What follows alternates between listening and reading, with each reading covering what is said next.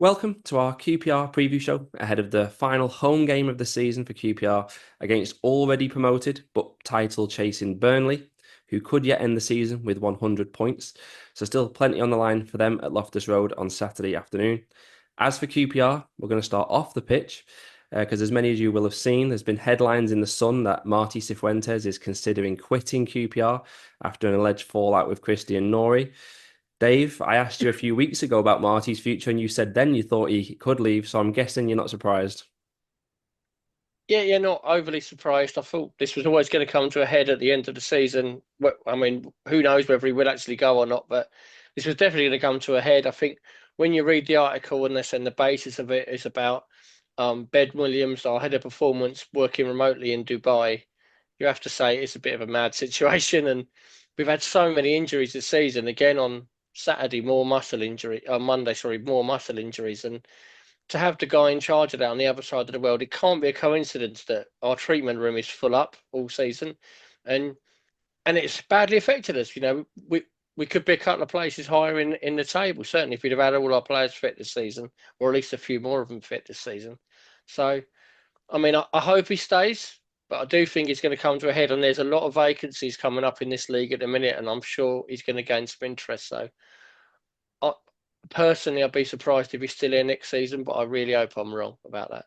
Yeah, I mean, some fans are going to say, "Oh, it's the Sun," but it's Ian Mm. from many of you are going to know from West London Sport who did the article. So there's obviously something there. It does say, of course, we've got to say he could quit. It doesn't say he's going Yeah. to or he has. But personally, I had felt quite reassured all week because after the Swansea game, he'd come out and was talking about his plans and next season and sitting down with Christian Nori. But this week, we've obviously, you just kind of alluded to, we've seen Norwich and West Brom sack their managers. Leicester are going to be coming down. Highly likely they're going to want a new manager. Do you think they're going to be looking in Marty's direction and that's adding fuel to the fire? Oh, almost certainly. I'm sure Marty's agent will be getting his name around at the minute. I mean, they're clubs that are, Swansea as well could be a job there if they don't keep Sheehan on. I'm sure they'd be interested in him. He's done a good job at QPR on a tight budget.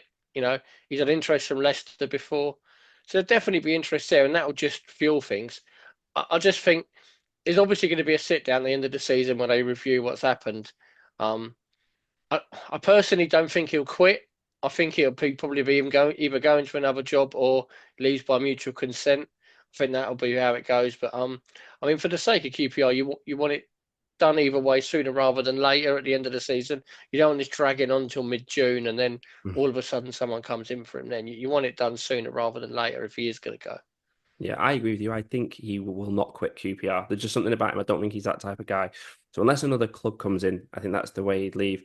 As for Norwich and West Brom, obviously they could do a lot worse than go for Marti Cifuentes. The job he's done here, I agree. It makes sense that other clubs are looking at him. But if he's fallen out with Christy Noy or they're not seeing eye to eye, don't the owners need to get involved? We never hear from them. There's no sign of them anywhere. Shouldn't they be sorting out the situation? Absolutely, they should. I mean, it shouldn't be a case of one or the other. Surely they've got to try and find a way to work together. I mean, they've worked together well as far as we knew last season, so there must be a way to do it. And that's the problem you've got at the club, and we've had it going back years. There's no one in charge really there. Nuri's been left to run the whole thing himself. So, if Cifuentes doesn't agree with him, it's tough, isn't it? Who's he going to go to get help? And you know, I mean, the chairman, the owners, that they really need to step in. And if there is I mean, we might be wrong. Maybe there is no fallout between them. But if there has been a fallout between them, someone does need to step in and try and sort it out and find out why. And is one of them to blame? How can we sort this out? I don't hold out any hope that'll happen, but it's what should be happening. Yeah, definitely it should. And if they've got irreconcilable differences or whatever, surely it should be Nori who goes if the owners do want to look at it because we've said it many times, the whole feel good factor around QPR, the sellout crowds at 3 p.m. every Saturday, that's because of Marti Cifuentes. If he goes, they need to be careful what they wish for, don't Mm. they? So, like I say, hopefully they can sit them down, sort it out. And I just hope Marty at least gives it one more season with QPR, see if he can get us to progress, which he's been talking about. Hopefully have a season, like you said, without as many injuries. And maybe then there'll be a big question mark about his future as well in 12 months' time. But let's just cross everything that he does stay. Let us know your thoughts in the comments on what you think is going to happen. And let's watch this space. As for the on-the-pitch action, optimism was in the air ahead of the Easter Monday clash with Swansea because nobody in our QPR prediction league had gone for a defeat. But of course, it ended 2-1 to Swansea. Could we have any complaints with the result? No, it was a fair result. Swansea, I thought, were by far the better team. It's probably a bit flattering than us. It was only 2-1 in the end. I thought they could have won by a few more goals. It was one of them weekends where the results were the other way around. We'd all be on a high now, wouldn't we? But now everyone's down in the dumps. You know, we weren't helped with again the injuries and suspensions. Smith was out, Saito was out, Varane gets injured in the warm up. You lose these players, and you had Field missing and Cook, and I won't go off the whole list, but we all know there's a lot of players missing. It's going to affect us, and we just looked a little bit lethargic, I thought, during the game, a bit too slow with our passing. You know, we all love Cifuentes, but I thought he got it wrong, not starting Dembele. Thought he just adds a bit more pace and purpose to us. He didn't play well at Preston, but at home, definitely with Smith missing, I think I'd have started him in this one. And Madsen and Anderson both starting didn't really work. They're both a bit too slow to start together. I think it's one or the other with them. So it's just a frustrating afternoon, really. I think when we all saw the team sheet and the injuries and that, I wasn't hugely shocked that we lost the game, to be honest. Yeah, definitely. I mean, Anderson and Madsen, we've all been saying since the autumn that we don't need both of them in the team. So it was a bit of a mistake for Marty to put both of them in. He'll probably argue he didn't have many options, and we don't know how long he's been told players are allowed to play for in games at the moment and stuff like that. We only had 6 touches in the Swansea box, though, so definitely we can't complain with the outcome. And it always feels like our wins are such an effort. You're kind of saying there like we had a good win on Friday, but it's so exhausting, such a relief to get over the line, last minute winner, and it's no surprise to me that we haven't won back-to-back games since January because it just takes so much out of us to get any win, then can't back it up. You're right, Marty got the team probably wrong. It's not his fault, obviously, that he had to make a change at 5-3. Morgan Fox comes in. He's been really ropey when he started recently, but then other matches he comes in and he looks solid. So Marty must be pulling his hair out with that as well. I think he's lost a little bit of faith in Kieran Morgan after some recent poor displays for him. So probably why he messed about with the defence. But do you think why didn't he change it at half time? What was with giving it like the extra 7 minutes, I think it was, before he made changes? It doesn't make any sense, did it? No, I mean, we were saying at half time we needed to change it. I thought taking off Yang and Fox seemed obvious moves at half time.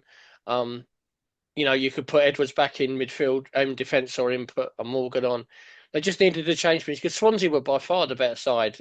They played really well, to be fair to them. You got to give credit to the opposition, but yeah, you needed to make changes. It was just a bad day in the office all round, really. I think when the changes were made in the last 20 minutes or so, we looked a bit better.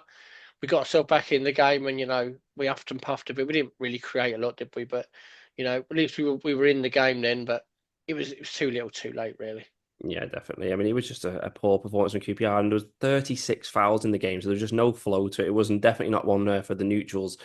The ref was shocking. It's not making an excuse for the result. We'd have lost anyway, but he gave 36 fouls, like I said, but only 2 bookings, and he just didn't get a grip on the game early on, and it just made it so scrappy. And Swansea have got good tactics. They kind of like give away niggly fouls in the middle of the pitch to stop you having any flow. And all the ref needed to do was book one of their players early on, and it would have, like I say, put an end to it. But we didn't rise above it. We got embroiled, and we actually ended up giving more fouls away than Swansea, so we can't complain. We have to mention the debut of youth player Emerson Sutton. How did he do for you? Yeah, it was great to see him get on. I thought we did all right. I thought he made some really good runs. He had good movement coming off the left, and we just didn't pick him out with any of the runs he made. He got himself into some space, and would have been good if we could have put him in a few times. But he did okay. He looked neat and tidy on the ball. It was a good start for him. A hard game to come on in, wasn't it? We weren't playing well. It was difficult for him to spark anything into life. But hopefully we see him again before the end of the season. Obviously got a tricky one this weekend, but maybe at Sunderland we might see a bit more of him. Yeah, definitely. He only had 9 touches, so it's hard to judge him too much. But like I said, I agreed. He looked quite fluid in his movement, and mainly just nice to see him given a chance. And the crowd are right behind our youth player, which is great. He got a good reception. Overall on the pitch for QPR, 5 home games now it is without a win. It's over 2 months. It goes so fast since we last won at home against Derby, albeit we've only lost 3 of the last 14 home ones. And all 3 of those 4 losses have been against teams that name starts with an S. So hopefully we can carry that on when we face Burnley.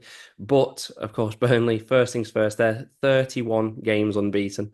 And as I said last week, our head-to-head with Preston was actually a good one, but it's definitely an awful head-to-head for QPR against Burnley. Burnley have actually won more games against QPR than we've won and drawn combined.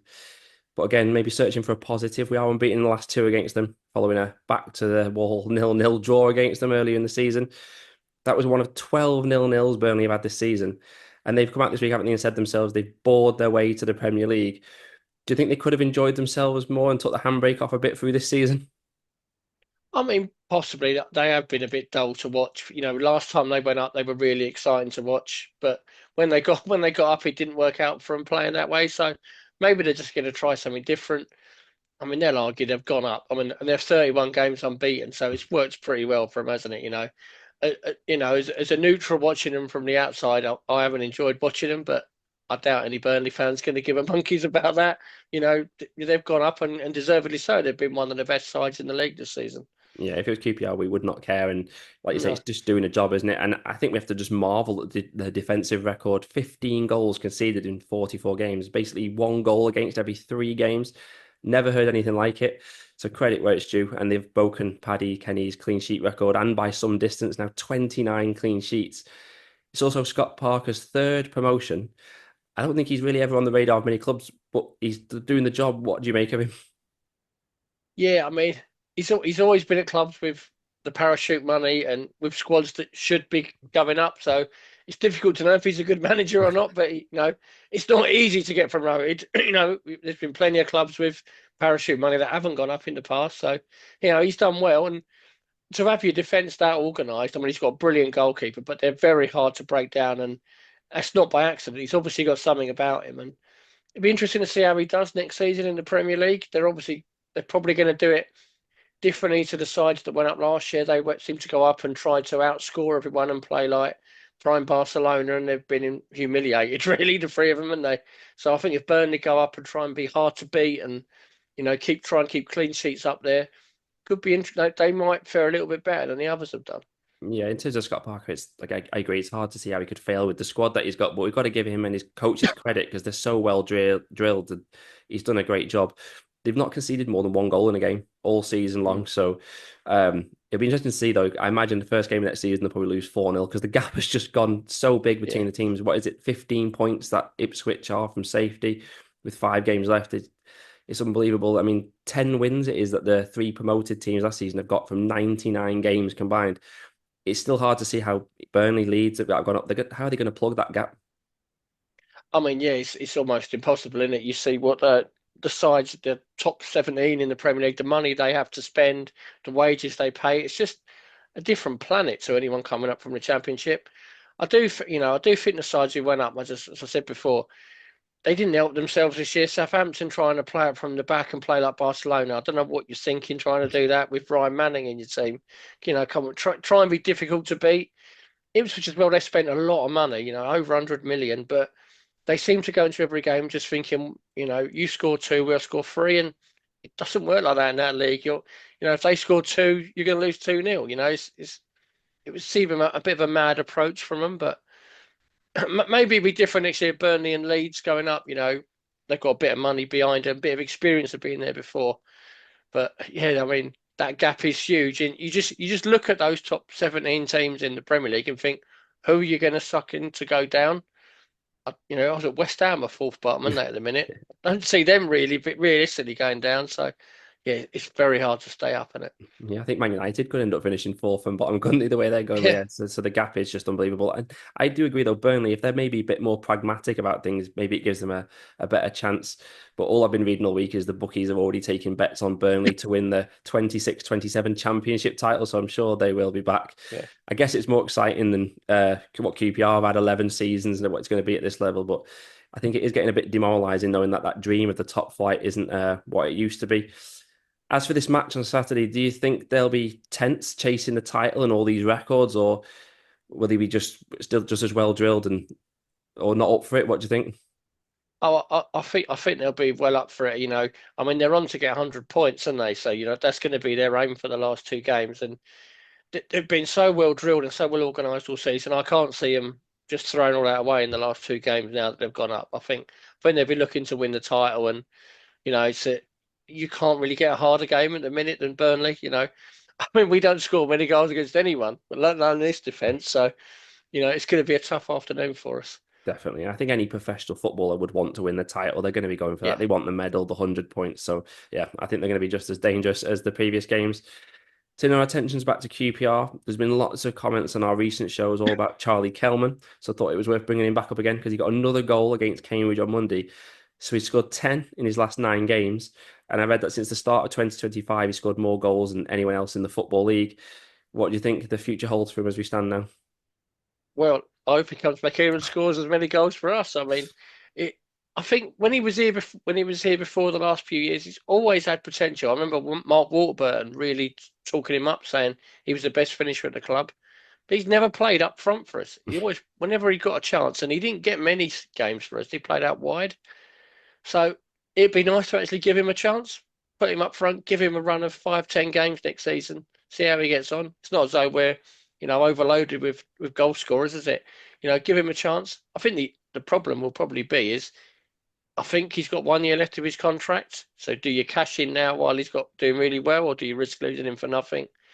That'll be one if they offer him a longer deal, but I'd like to see him get a chance next year. I've seen a few of Orient's games this year, and he's looked really good, and better than what we've got, to be honest. Yeah, yeah. I mean, if we signed a striker who we didn't know who'd scored 20 plus goals in League One, we'd all be Yeah, waxing lyrical about it, wouldn't it? So I think given his form, we have to give him a chance. It's not easy to sign anybody as a striker. Look at our record over the last decade. It's terrible with goal scorers. So it'd be silly not to give someone with that record a chance. I still always wonder how he fits in our system because we seem to just suit a bigger, more physical striker. But let's wait and see. Talking of strikers, do you think it'll be Ryan Coley or Michael Frey up front against Burnley? um, I think he might start with Frey for this one. Frey's normally better at home, isn't he? I think that's probably what he'll go with. He hasn't started one since he come back. I thought he did really well at Preston. Struggled a bit in the home game, but I don't think that was down to him. It was kind of the midfield didn't really work, did it, in that one? Oh yeah, I think he'll go with Frey for this one. Maybe Collie off the bench second half. Yeah, I think it has to be Frey if he's fit enough. And I wouldn't even mind seeing Ryan Coley up there with him, but maybe playing in the number Yeah. 10 role. I still personally think he's more suited to that position long term, or even maybe out wide. We saw him move over there against Preston and he did well. So I don't think we'll see them both on the same pitch in this match, but it's just something for the future, isn't it? And the side against Swansea, you said it had no pace, shows why Paul Smith has been involved in the 65 games before his suspension. But trying to find a positive, Keita Dembele, can see him gradually getting up to speed. It's taken him a few appearances, hasn't it? But bodes well that I don't even actually think he's flowing yet. He's scored in back-to-back home games, though. Would you expect him to play here? Yeah, I think so. I think it is a good sign. I don't think he's playing particularly well, but like you say, he's scoring goals and he is creating chances for us. So, you know, I'd like to see him start. I think, we've only got 2 games left. You got to try and see a bit more of him. He's missed a lot of football this season. With Smith out, the options on the right are limited. For me, Yang looks better through the middle than out wide. So I'd definitely go with Dembele for this one. Yeah, it's always the biggest criticism of Paul Smith is his lack of goal involvement, but that's where Dembele is ticking the boxes, isn't Yeah. it? 3 goals, 4 assists in 21 games. So interesting to see how he progresses next season. I don't think this is the game for Yang either. I think we need someone with good defensive ability against Burnley. Needs to be disciplined. So I wonder if it'll be Dembele, Madsen, and Chair if he's fit enough behind the striker. But behind them, if Varane is out again, it's Colback plus who? Big question mark, isn't it? Yeah, I mean, it'll probably be Edwards again. I thought Edwards did okay in midfield. It was more Fox had a bit of a nightmare at the back. So I think it would probably be Edwards. You said earlier, I'd agree with you. It doesn't seems to have eased off Morgan a little bit recently. So I don't think he'll be involved. But yeah, we got a lack of options there again with all these injuries. I don't imagine Field's going to be back before the end of the season, and hopefully Varane will be okay. But yeah, if he's not, I think it'll be Edwards and Cole back in midfield. Yeah, Edwards in midfield is fine. It's just more the fact that it then exposes you at the defence, and maybe that's where Marty maybe had second thoughts against Swansea because he had to change the defence at the last minute, and it was the defence that was doing well. But he hasn't really got many other options at the moment unless Steve Cook is back on the pitch. But feels like they're just going to give him to the end of the season now out of the team, Yeah. so he's ready for next season if he signs a new deal, obviously. And then predictions. Now, I'm really trying to find a positive here, but something maybe to motivate us all. But because we're playing early, if we can win and Watford lose, we'll finish the match in the top half before the 3 p.m. kickoff. So can we be the side to maybe score 2 against Burnley, the first one to do that all season, or dare we dream of ending their 31 game unbeaten run? I mean, it would be a sort of thing we'll do. We done it last year against Leeds, didn't we? Don't think it'll be a 4-0 like the Leeds one last year. I wouldn't put it past us to get a result. If we can get as many of the players back fit and on the pitch as possible, we've got a chance. But Burnley are unbeaten for so long for a reason, and they're promoted for a reason. Obviously, one of the best sides. So I think they'll probably beat us. It'll be probably 1 or 2-0. I don't think it'll be hammering or anything like that. But you got to expect Burnley to win this one. Yeah, it feels like a stretch to think we could win this one. Cannot see how we outscore them. That's the main thing, isn't it? Yeah. The last three matches have all been 2-1 to Burnley, so I'm going to go for 2-1 to Burnley again. Only one more preview show to go then this season. That's away to Sunderland on the final day. Dave and I will be back to preview that one, but there'll be some summer content as well, which we'll allude to next week. So until next time, thanks for watching and come on you Rs.